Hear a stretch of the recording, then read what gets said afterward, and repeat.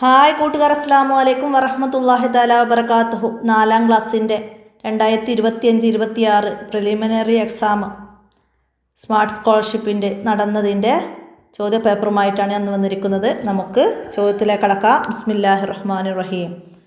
എന്താണ്? ഒന്നാമത്, തലമുടിയിൽ എണ്ണ തേക്കൽ സുന്നത്താണ്. എന്താണ്?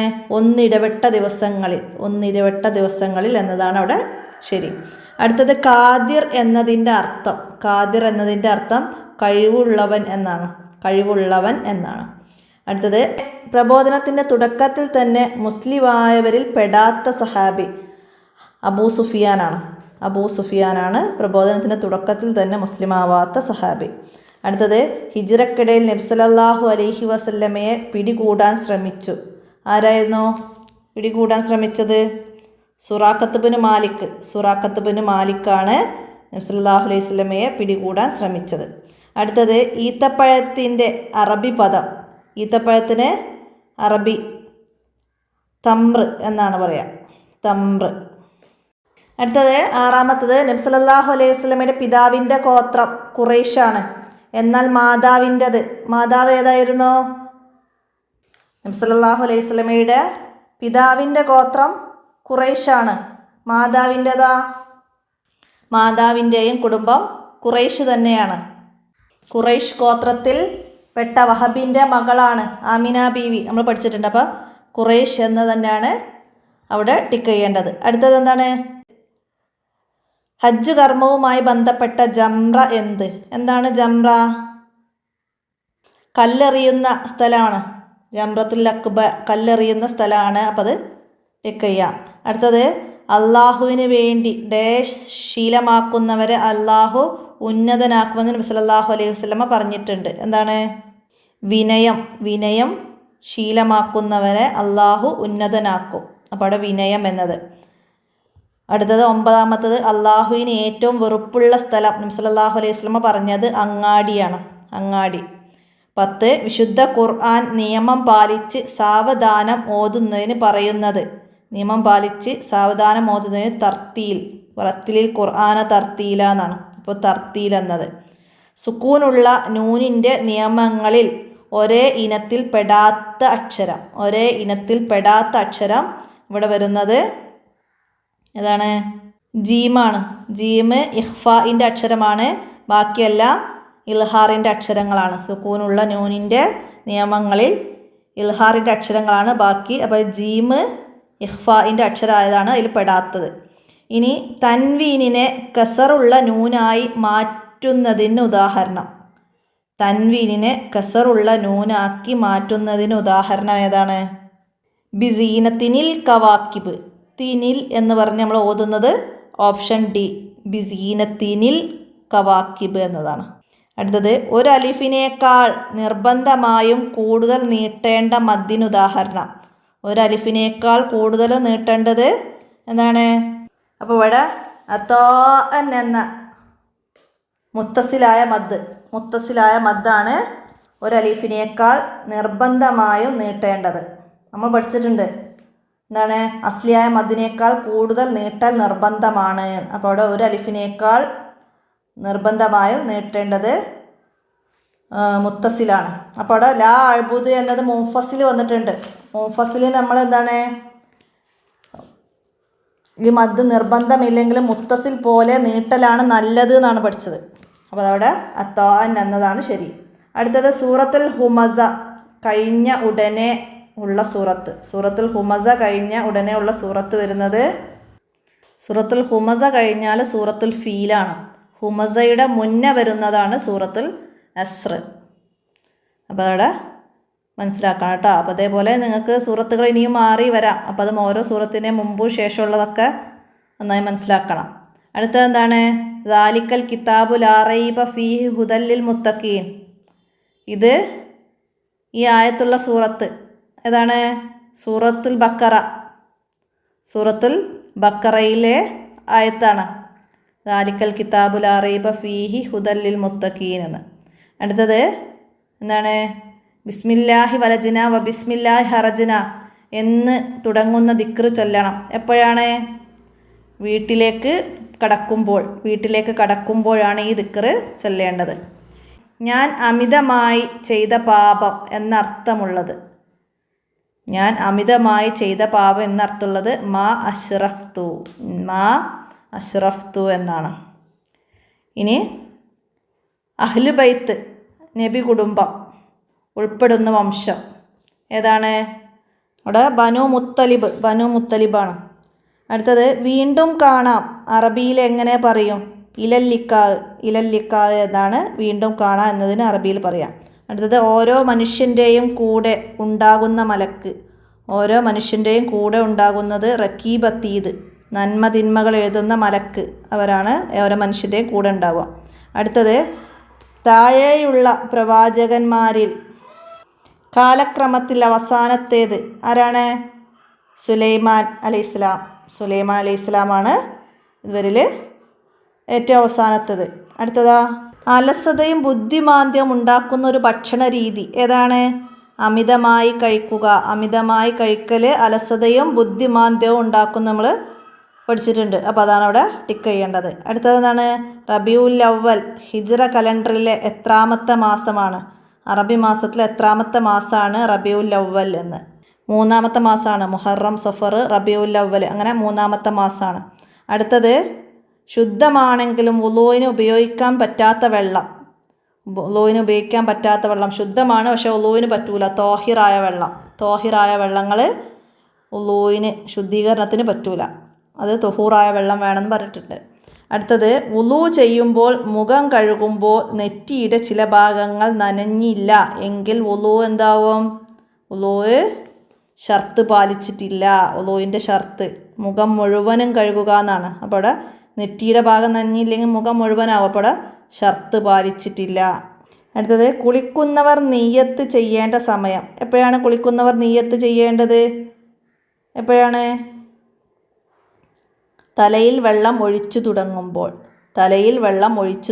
ആദ്യം തലയിലും പിന്നെ വലത് ഭാഗത്തും ഇടത് ഭാഗത്തുമാണ് വെള്ളം ഒഴിക്കേണ്ട രൂപം. അപ്പോൾ അതിൽ തലയിൽ വെള്ളം ഒഴിക്കുമ്പോഴാണ് നിയ്യത്ത് കരുതേണ്ടത്. ഇനി താഴെ കൊടുത്തവരിൽ നിസ്കാരം നിർബന്ധമുള്ളവർ ആരാണ്? നിസ്കാരം നിർബന്ധമുള്ളവർ രോഗികൾക്ക് നിസ്കാരം നിർബന്ധമാണ്. ഓക്കെ. ആർത്തവമുള്ള സ്ത്രീകൾക്ക് ഹറാമാണ്. ഭ്രാന്തന്, ബോധം നശിച്ചവർ അവർക്കൊന്നും നിസ്കാരം നിർബന്ധമില്ല. രോഗിക്ക് നിസ്കാരം നിർബന്ധമാണ്. അടുത്തത് നേർമാർഗത്തിലുള്ളവൻ എന്നർത്ഥമുള്ളത്. നേർമാർഗത്തിലുള്ളവൻ എന്നാണ് അർത്ഥം എന്തിൻ്റെത്?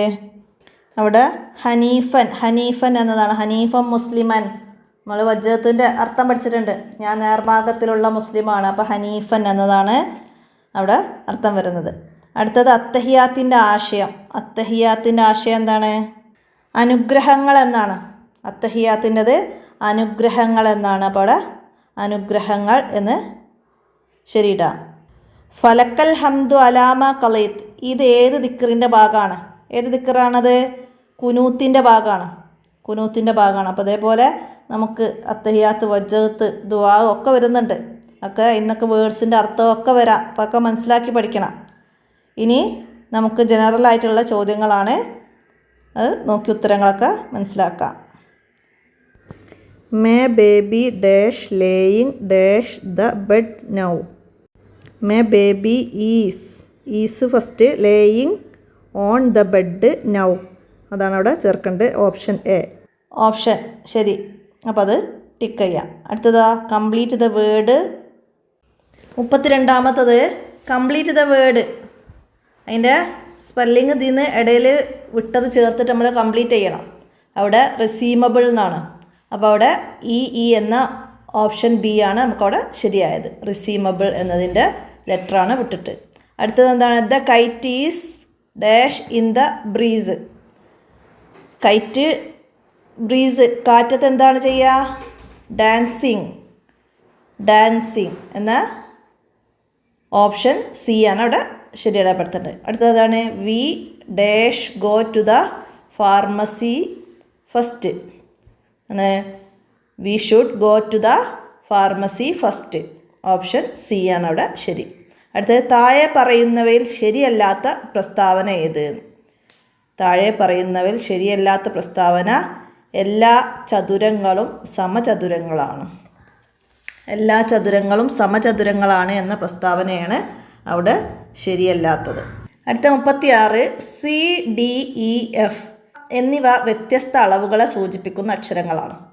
വ്യത്യസ്ത അളവുകളെ സൂചിപ്പിക്കുന്ന ഒരക്ഷരങ്ങളാണ്. അവ ഉപയോഗിച്ചിട്ട് ഏത് അളവ് ഉപയോഗിച്ച് ചതുരം നിർമ്മിക്കാം? അത് വ്യത്യസ്ത അളവുകളാണ്. അപ്പോൾ അതിൽ CC ഉപയോഗിച്ചിട്ടും പിന്നെ FF ഉപയോഗിച്ചിട്ടും നമുക്ക് ചതുരം നിർമ്മിക്കാം. മനസ്സിലാക്കുക. CDEF എന്ന വ്യത്യസ്ത അളവുകളെ സൂചിപ്പിക്കുന്ന അക്ഷരങ്ങൾ. അവയിൽ ഏത് അളവ് ഉപയോഗിച്ചിട്ടാണ് ചതുരം നിർമ്മിക്കേണ്ടതാണ്. അപ്പോൾ ഇവിടെ CCFF എന്നത് ഉപയോഗിച്ചാലാണ് നമുക്ക് ചതുരം എല്ലാ ഭാഗത്തും അളവ് ഒരുപോലെ എടുത്തത് മനസ്സിലാക്കാം. ഇനി അടുത്തത് എന്താണ്? അവിടെ ഒരു സിമ്പലുകൾ തന്നിട്ടുണ്ട് അല്ലേ? അടുത്തത് ഏതാണ് എന്നാണ്. അപ്പോൾ ആദ്യത്തേൽ മുകളിലാണ് ഡോട്ട് വന്നത്, പിന്നെ താഴെ ഇടത് സൈഡിൽ വന്നു, പിന്നെ വലത് സൈഡിൽ വന്നു. അപ്പോൾ നമുക്കെന്താണ് ഫസ്റ്റത്തെ അതേപോലെ ഇടത് സൈഡിൽ മുകളിൽ വരുന്നതാണ് അടുത്ത ഓപ്ഷൻ വരേണ്ടത്. അപ്പോൾ അവിടെ ഇടത് സൈഡിൽ മുകളിൽ വരുന്നതാണ് ഓപ്ഷൻ B ആണ് അടുത്ത ഇതായിട്ട് വരിക. അപ്പോൾ അത് നമുക്കവിടെ വന്ന ചിത്രങ്ങൾ നോക്കിയിട്ട് അടുത്തത് ഏതാണെന്ന് നോക്കിയിട്ടാണ് നമ്മളവിടെ ടിക്ക് ചെയ്യേണ്ടത്. അടുത്തത് 910 എന്ന സംഖ്യയിലെ 3 അക്കങ്ങൾ ചേർത്തുണ്ടാക്കുന്ന ഏറ്റവും ചെറിയ സംഖ്യ. ഏറ്റവും ചെറിയ സംഖ്യ ഏതായിരിക്കും? 910 ആണ്. അപ്പോൾ നമുക്കത് 019 എന്ന് എഴുതാൻ പറ്റൂല, 0 ആദ്യം എഴുതാൻ പറ്റൂല. അപ്പോൾ അവിടെ 109 എന്നതാണ് അവിടെ ശരിയടയാളപ്പെടുത്തേണ്ടത്. അപ്പോൾ ആ 910ഉം 109ഉം തമ്മിലുള്ള ഡിഫറൻസ് നമ്മൾ കണ്ടെത്തണം, വ്യത്യാസവും. അപ്പോൾ അത് 801 ആണ്. അപ്പോൾ 109 801 എന്നതാണ് അവിടെ ഓപ്ഷൻ D ആണ് ശരിയായിട്ട്. അടുത്തത് എന്താണ്? 1524, 1832, 2140. അപ്പോൾ ഇത് തമ്മിലുള്ള ഒരു ഡിഫറൻസ് നമ്മൾ കണ്ടെത്തണം, എന്നിട്ടാണ് നമുക്ക് അടുത്തത് എഴുതാൻ പറ്റുള്ളൂ. അപ്പോൾ അവിടെ ഏതാണ് ആൻസർ വരുന്നത്?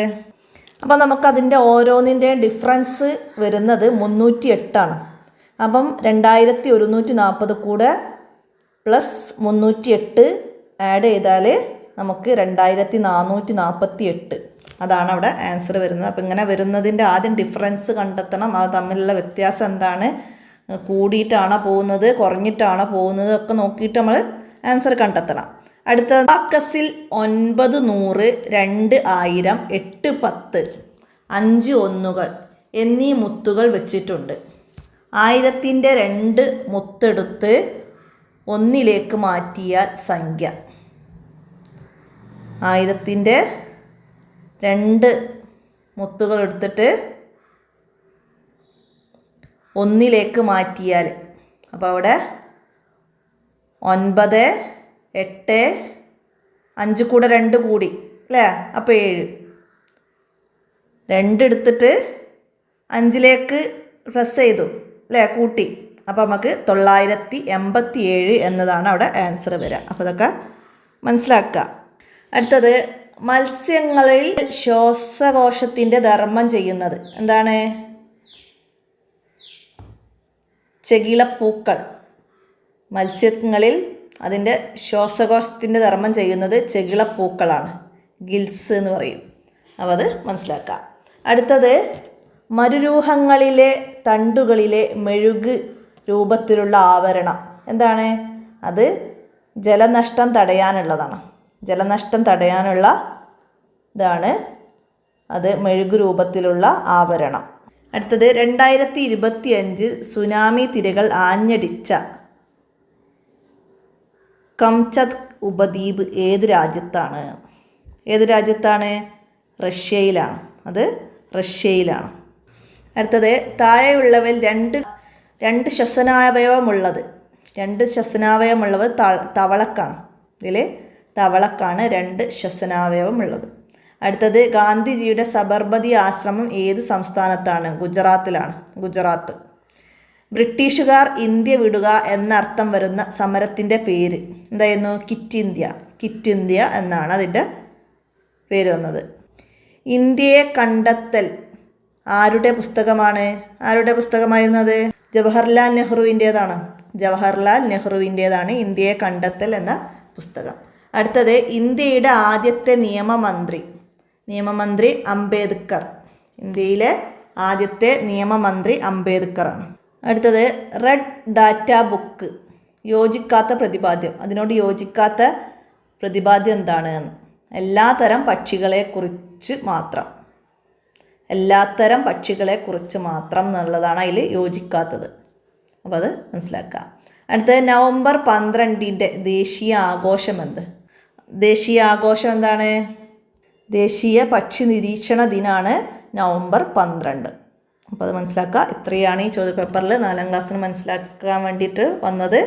അപ്പോൾ അതൊക്കെ അടുത്ത മെയിൻ എക്സാമിലേക്ക് എല്ലാവർക്കും ഒന്നുകൂടി മനസ്സിലാക്കി ഉപകാരപ്പെടുത്താം. വീഡിയോ കൂട്ടുകാർക്കൊക്കെ ഷെയർ ചെയ്തെടുക്കുക. അടുത്തത് ചോദ്യപേപ്പറുമായി അടുത്ത വീഡിയോയിൽ കാണാം. അസ്സലാമു അലൈക്കും വറഹ്മത്തുള്ളാഹി വബറകാതുഹു.